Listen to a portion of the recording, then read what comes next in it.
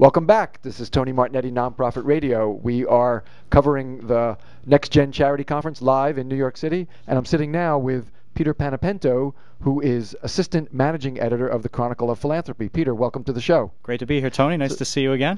Thank you. It was a pleasure to have you. Thanks for sitting down on a busy day.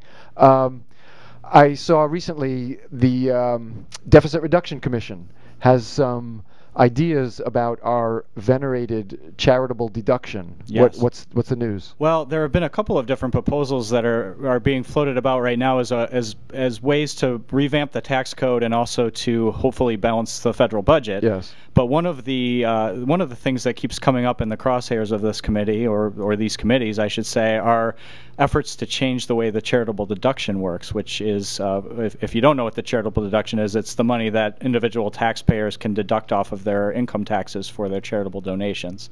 Most notably, it was one that just came out yesterday, and which is mid-November, that essentially says that instead of everybody deducting their donations from their taxes as they do now, that the government instead is going to come up with a flat 15%, basically a match, that is given to charities through the IRS. So, Tony, if you were to make a $100 pledge to your favorite charity, Right. You essentially would actually be giving $85 of your own money for that pledge, and the IRS would be giving the other 15%. And you'd be getting no. And I don't earn a deduction. You wouldn't earn a deduction. Basically, your deduction would be that 15%, but you don't actually physically see that 15% yourself. The charity gets that money. So I actually have given them $100, and the charity gets $115, or it could work either way. But okay. the way they're pitching it is, I think it could work either way. I don't. The details of this are still pretty fresh, but Right. the way it was explained to us is that if you pledge $100, you give 85, and the government gives 15. So, Okay. So if your goal is to give $100, you give $100, and it counts as 115 or 100 for the charity. Right, exactly. And I don't get a deduction at my marginal tax rate, which could be as high as 30-some%. That's true. That's Okay. true. On the flip side of that, if you are somebody who doesn't itemize, or you don't claim enough deductions to make it worth itemizing your taxes, your charitable donations are now going farther. So a poorer person who is donating money to charity is actually getting more leverage out of this, but everybody else is getting less. Right, and I could see how that would particularly apply to non-itemizers. Sure, who take the standard deduction. So, and I would imagine for like a church group, for instance, that gets all that money on the collection plate, and people aren't necessarily claiming that, if they are able to document it, they're able to go a lot farther with this. Right.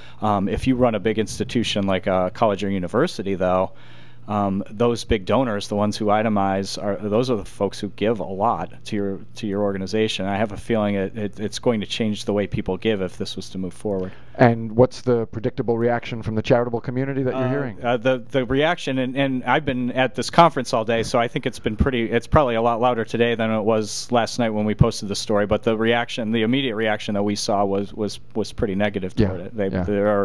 There are fears that it would substantially hurt giving for a lot of groups. The thing to keep in mind here, though, is that this is just a proposal by a bipartisan committee. A commission, right? Not even a committee in Congress. Exactly. It's a bipartisan commission. But what we are seeing now is it seems like whenever somebody is coming up with an idea to reshape how reshape how taxation is working now, and to think about new ways for the government to raise money, the charitable deduction keeps coming up as something that is likely going to see some changes. It may not be as radical as the one we saw discussed yesterday, but it's what it seems like to us is that we're going to be seeing quite a bit of debate over the future of the charitable deduction and where it's going to be going. It seems to always be in the sights. It certainly does. Right, and of course, looming over us, over this conversation too, is the Obama 20% deduction cap for taxpayers above a certain level, is $125,000, I think, or more. I can't remember the particulars, but certainly this would affect that, and if that proposal were to move forward, and everybody, lawmakers are split on a lot of things, but they seem to be in unison on the fact that they need to bring the federal budget under control on some level, and this seems like something that's going to affect the charity world in a substantial way. Right. We just don't know how yet. Okay, we don't know how yet. We'll leave it there.